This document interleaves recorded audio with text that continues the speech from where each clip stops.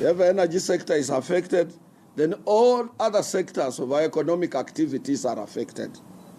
That is health sector, education sector, the agricultural sector, the manufacturing sector, where we have textile,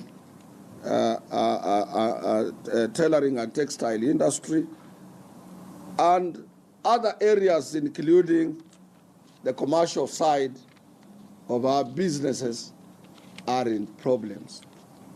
Why do I say so?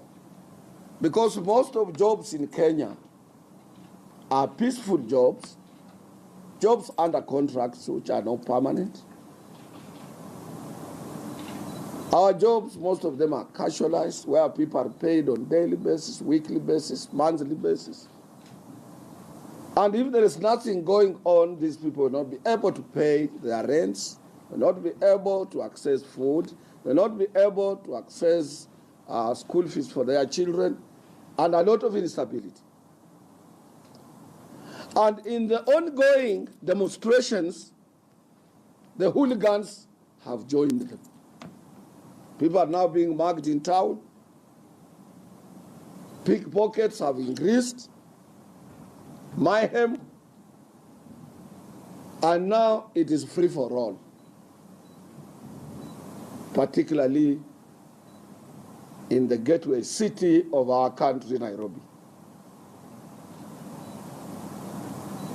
In Kisumu, you have got to go through various roadblocks mounted by the demonstrators. And for you to pass, you are supposed to pay unregulated tax to the demonstrators, which is also dangerous and scary.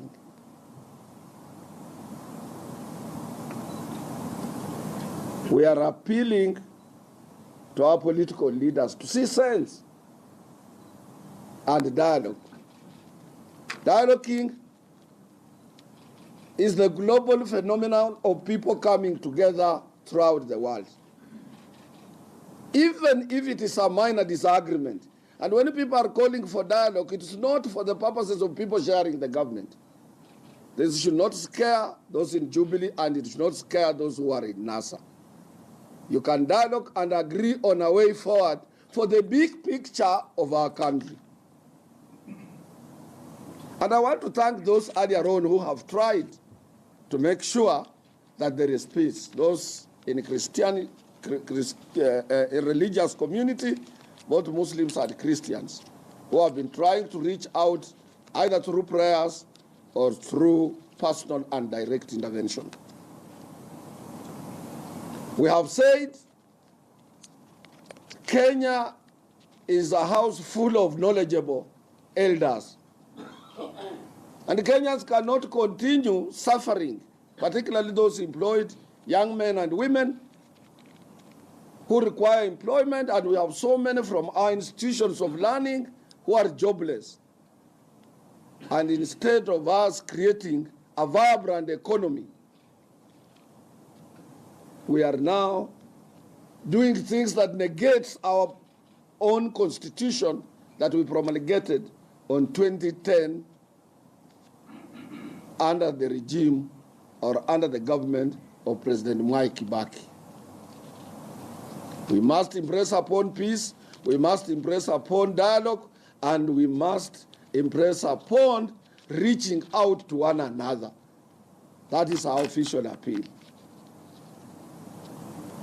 And we have said, let politicians leave chest thumping alone.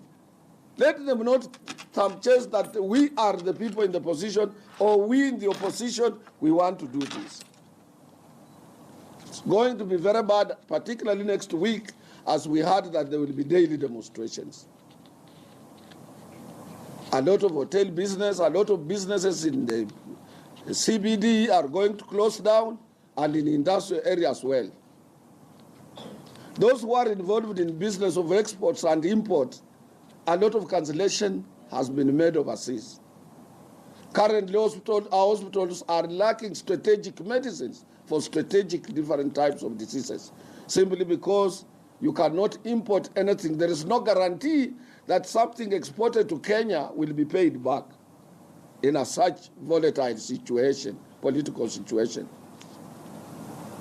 So I want to appeal the handlers of the leaders of NASA and Jubilee to come down and advise them to meet and agree that let's have a way forward. Whoever is elected as a president of the Republic of Kenya is a Kenyan, is our own brother. And we must accept that. Anybody emerging either to challenge or to vie for is a Kenyan. This should not cause what we are in. This is the last stage of civil strife where we are now. And leaders should not take it for granted, should not take it as a joke. They should not think they are playing about with the minds of Kenyans. We have millions of jobless youths, and this is the time they can engage in any ugly incidences of which you don't want to see happening.